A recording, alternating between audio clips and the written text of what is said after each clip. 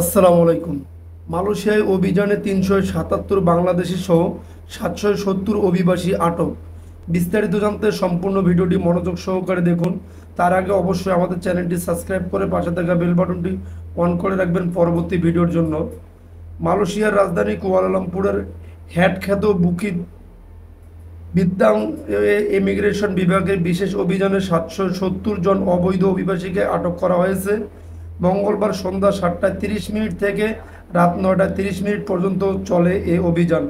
আটকদের মধ্যে বাংলাদেশের ৩৭৭ জন, মিয়ানমারের ২৩৫, ভারতের ৫৮, নেপালের ৭২, ইন্দোনেশিয়ার ১৯, ১৭ জন পুরুষ, ২ জন নারী ও অন্যান্য ৯ জন, ৩ জন পুরুষ, ৬ জন নারী প্রবাসী রয়েছেন। ইমিগ্রেশন এনফোর্সমেন্ট বিভাগের পরিচালক বাশরি ওসমান বলেন, স্থানীয়দের অভিযোগের ভিত্তিতে প্রায় প্রতিদিনই আমাদের অভিযান পরিচালিত হয়। অভিযোগ ছিল এলাকাটি বিদেশি নাগরিকদের অবৈধ কর্মকাণ্ডের অন্যতম কেন্দ্রবিন্দু। বৈধ কাগজপত্র ছাড়াই বসবাস, মেয়াদ উত্তীর্ণ ভিসা, কাগজপত্রের অপব্যবহার এসব কারণে তাদের আটক করা হয়। মঙ্গলবার সন্ধ্যা 7:30টায় শুরু হওয়া অভিযানে ১০৬ জন ইমিগ্রেশন কর্মকর্তা অংশ নেন।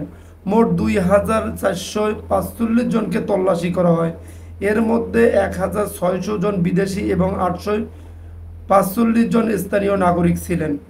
বাসরি বলেন, অভিযানের সময় কয়েকজন প্রবাসী দোকানে লুকানোর চেষ্টা করেন এবং কেউ কেউ ছাদে উঠে যায়, তবে পুরো এলাকা ঘিরে রাখায় তারা শেষ পর্যন্ত ধরা পড়ে। অভিযানে একটি অবৈধ জুয়ার কেন্দ্র শনাক্ত করা হয়, যেখানে সিসিটিভি দ্বারা নিয়ন্ত্রিত ব্যবস্থা ছিল। সেখান থেকে ৮ জন বিদেশিকে জুয়ারিকে আটক করা হয়। ৮ জনের পুত্রজায় ইমিগ্রেশন অফিসে নিয়ে প্রাথমিক স্ক্রিনিং শেষে ডিটেনশন ডিপোতে পাঠানো হয়েছে।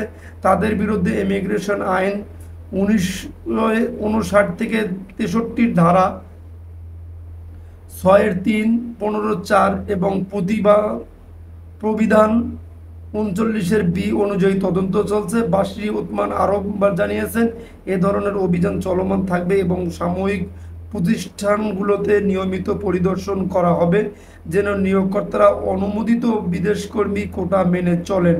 যদি আপনাদের ভিডিওটি ভালো লেগে থাকে তাহলে আবারও বলছি, অবশ্যই আমাদের চ্যানেলটি সাবস্ক্রাইব করে পাশে থাকা বেল বাটনটি অন করে রাখবেন পরবর্তী ভিডিওর জন্য।